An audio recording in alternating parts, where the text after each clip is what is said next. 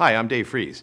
In some recent articles, blogs, and videos, we've been helping you to explore the question of whether or not you are responsible for your parents' or your grandparents' nursing home care out of your own funds and assets.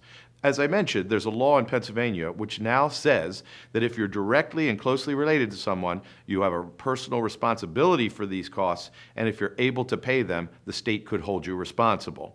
Now, that's a different answer than we've given people through time. While that law was always on the books in Pennsylvania, it wasn't always the case that the state would seek recovery from a child or grandchild's assets for a parent or grandparent's nursing home care.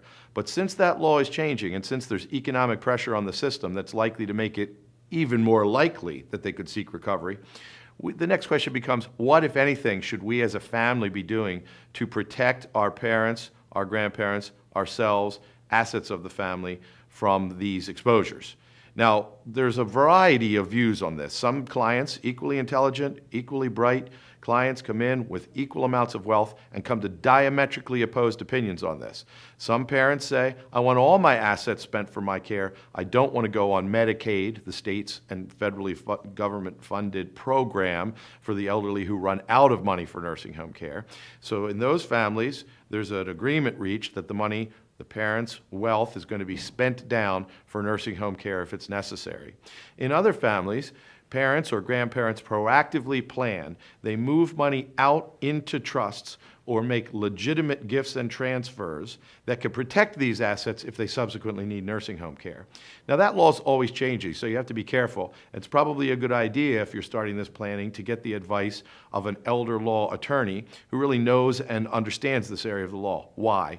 Well, it involves a number of very important issues. It involves the intersection of income tax law, because if you give a house to a child, you might be giving them your basis and exposing them to a very high tax.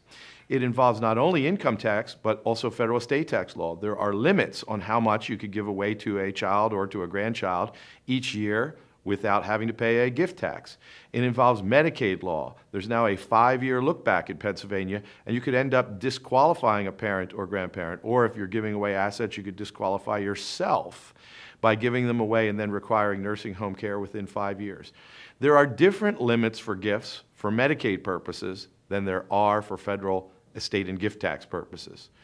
So there are techniques that are better maybe than giving assets outright to a child or grandchild. Instead of moving $200,000 or $300,000 or $400,000 out to a child or children, perhaps it's better to put it into an irrevocable trust where one or more of those children and an independent trustee can manage it and where it is protected for them. But in the event that is absolutely needed for you, your children could voluntarily, they can't be required to do this, take some of that money out and voluntarily use it for you rather than themselves. So there are a number of methods that could be used: Medicaid qualifying trusts, gifting, but each of these methods have their own pros and cons, and they have to be carefully considered. You should also consider, even if you're young, well, and healthy, doing a durable power of attorney that allows gifting and planning consistent with the Medicaid requirements. We're in a state in Pennsylvania where children and grandchildren can now conceivably be held liable, if they're capable of paying, for their parents' and their grandparents' care.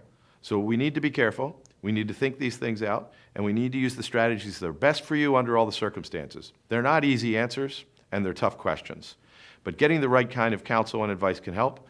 I hope you've enjoyed this. I hope it's been helpful. Have a great day.